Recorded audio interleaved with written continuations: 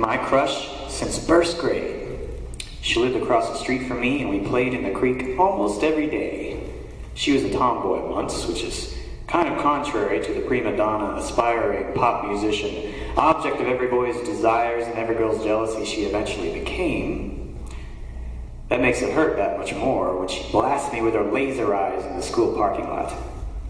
I feel the heat singe my impenetrable skin as I fall a good 50 feet to the ground, smacking into Johnny Brooks' nice new truck. I heard his dad gave it to him. He's gonna be pissed. Bullets can't hurt me, steel can't cut me, but heat still hurts. I'm still trying to figure out what all of my weaknesses are, but as I look up out of that crater that was Johnny's truck, I know for sure what one of them is. God, she's beautiful. Zach, get your skinny ass out of there and fight with me, you loser, Jackie yelled, still hovering 50 feet in the air where we were slugging it out a moment before. See, Jackie got superpowers about a week after I did. It started with flying and picking up heavy things like I can. Then she discovered the heat vision. I don't have that one. I stand up, feeling my fists getting hot. It isn't from Jackie's heat vision, though. No, this power is one of mine. Jackie screams as two blazing fireballs erupt from my hands, one right after the other, rocketing towards her. She zips to her right a moment before the two of them explode. I see her dark brown hair and her pink skirt ripple in the heat wave. You asshole! I just got my hair done! I'm kind of relieved that I didn't hit her.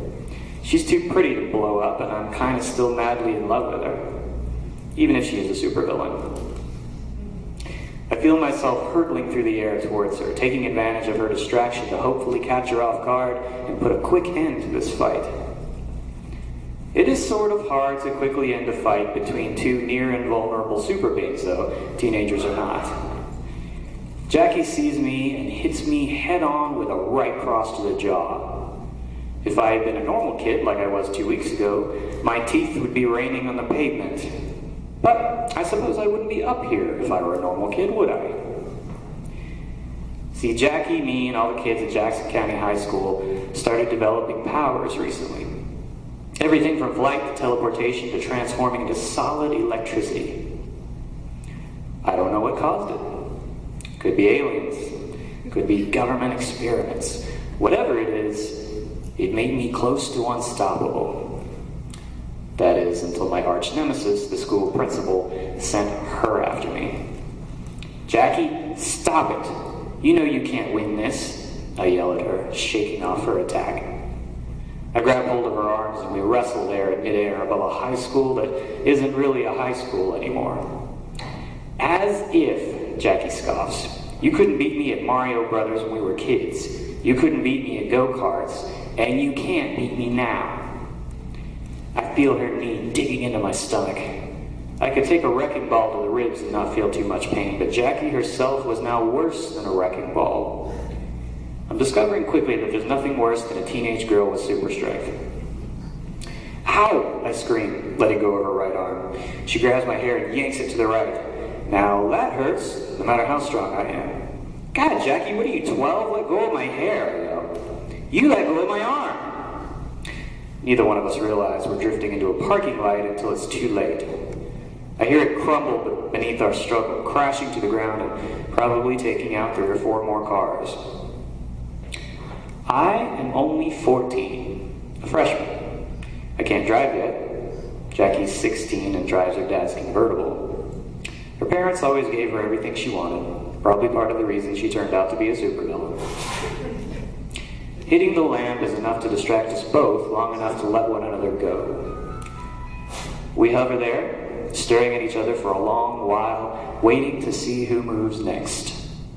More heat vision? Fireballs? Jackie's lightning kick? My super speed?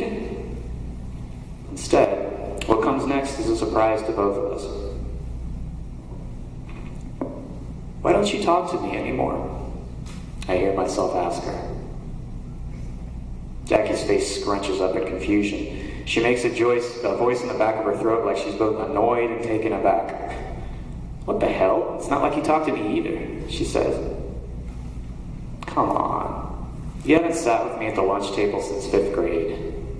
You don't even look at me in the hall anymore. If this hadn't happened, you wouldn't even be acknowledging me, I say. You know what? Yeah. Maybe it is time for some of this stuff to come out before one of us gets thrown into the sun or smashed into the earth's crust or blown to smithereens. Oh, shut up. If you weren't such a nerd ass, maybe the popular kids would talk to you, she says. I'm not talking about the popular kids, Jackie. I'm talking about you. I feel that old familiar pain in my gut. The pain of being left behind. I see what looks like anger and confusion cross her face, and she's rocketing towards me again, fists extended. She hits me full on, but as I take the blow, I wrap my arms around her and fly us both up off the ground. Her struggle makes us pull up just enough to skid up off the pavement. My right pants leg rips halfway off. I think she loses one of her shoes, and then she pushes me away from her, and we're standing there again, facing each other. Jackie, I didn't become a nerd ass. I'm the same kid I always was. Her heat vision flares and I dodge to the left just in time, hearing it sear into the metal door to D Hall. Bull crap, she yells, her eyes still red from the blast. None of the kids sit with you because you turned into a geeky kid that plays video games and reads Lord of the Rings instead of going to keg parties and wearing clothes that don't look like your mom bought them at Kmart.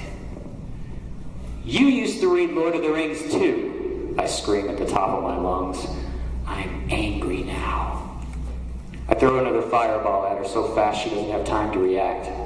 It explodes in front of her, taking out part of the sidewalk. She falls backwards. I can smell her clothes burning. Jackie, I yell in alarm, suddenly afraid I've blown her up. I run over to her. I rip the cape off that I made out of a bedsheet, toss it over her, and put out the flames. I then get to my knees and put my arms around her, not knowing how that would help, but wanting to do it anyway. I'm immune to fire, you idiot, I hear her say before she shoves me off. I take a step back. Her hair is a bit singed, but she looks none the worse for wear. She keeps my cape wrapped around her. Looks like her clothes weren't so invulnerable. I feel myself blush. She doesn't attack again. She just looks at me like she's trying to make up her mind about something. You really think it's my fault that we don't talk anymore? I lower my guard. Yeah, I do. You say that I changed, that I became a dork. But I was always a dork, Jackie. You were too once. We watched cartoons together and ran around in the woods pretending to be elves. Your dad took us to see Labyrinth 3 times because I wanted to be the Goblin King and you wanted to be Sarah. We did everything together. You changed, I say, feeling the accusation rise back up to the surface. Years of anger and betrayal welling up. No super strength could express how I felt. No fireballs or heat vision. Only words. When you went to middle school before I did, you started talking to the big kids, the 7th graders. They all liked football and Britney Spears and drinking. It was like I was bugging you when I talked about magic and adventures. The things we used to love. Eventually, you just stopped talking to me altogether. Jackie looks stricken. Her eyes are back to their normal blue now, the blue eyes. I remember staring at the sky with, talking about which clouds look like dinosaurs. Zach, she says softly, we all grew up. The people in middle school, they didn't like those things. They showed me different music and different clothes, and they let me be cool like them. And I wasn't cool, I observe aloud. No, she says, shaking her head. You were still same old Zach. So I was right. I was right all along. She didn't want me anymore because she had changed, grown up, and I hadn't. I feel myself start to cry.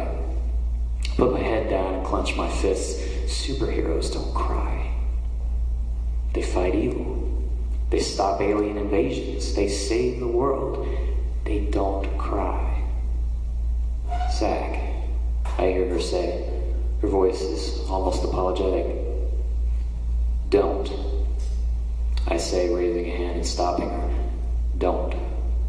You can shoot at me and beat me up. You can throw me into a bus or a train or whatever, but you can't pity me. I won't let you.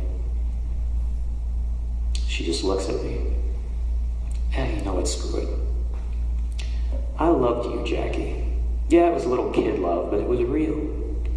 We were going to grow up and sail to some island and be king and queen together, and I was going to protect you forever. That's what I wanted. That's all I wanted. And when you left me, it was like, crap, there are those tears again. It was like losing a part of myself. I said, refusing to look at her, staring at the broken sidewalk beneath me. Yeah, I'm a dork.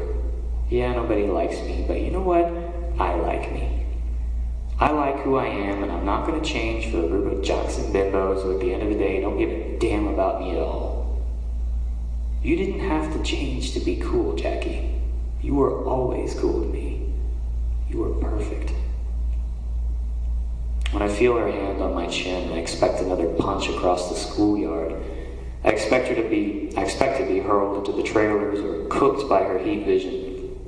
Instead, she lifts my chin up with her fingers and kisses me.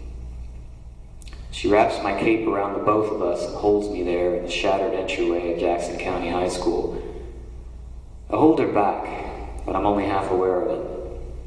All I want to feel right now are her lips on mine, something I haven't felt since I stole a kiss from her behind my grandma's shed when we were 12. When it's over, she lays her forehead on mine. She has to lean down a bit to do it because she is 2 years older and still a bit taller. You better not cop a feel, dorkwad, she says. I laugh and look up at her. Her blue eyes are staring into mine. She could melt my brain right out of my head at that range. I wouldn't care.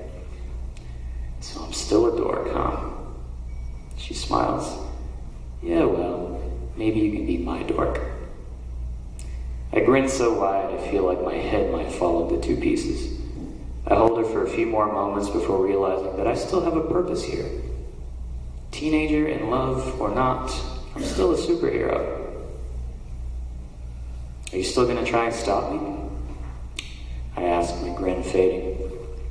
She looks behind us at the school, the metal door halfway melted. She thinks for a moment and then sighs. No, my friends are in there too.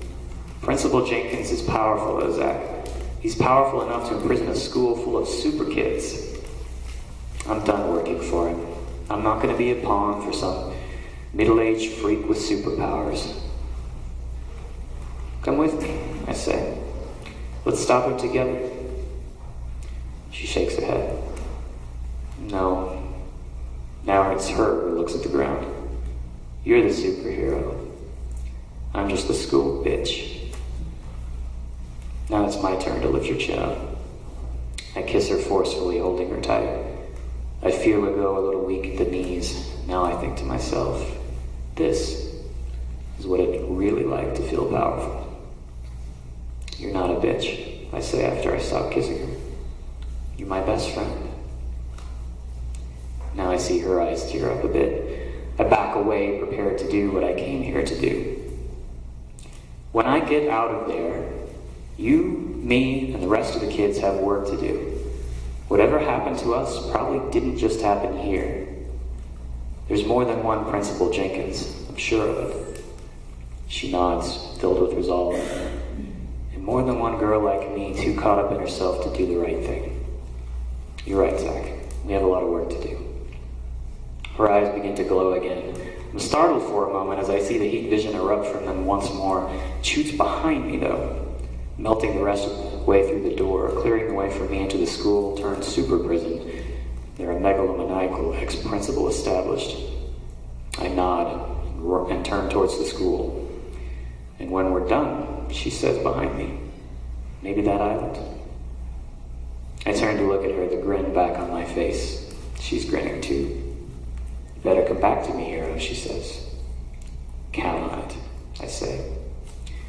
I tip her a corny salute, then fly into the school ready to take on the world. Thank you.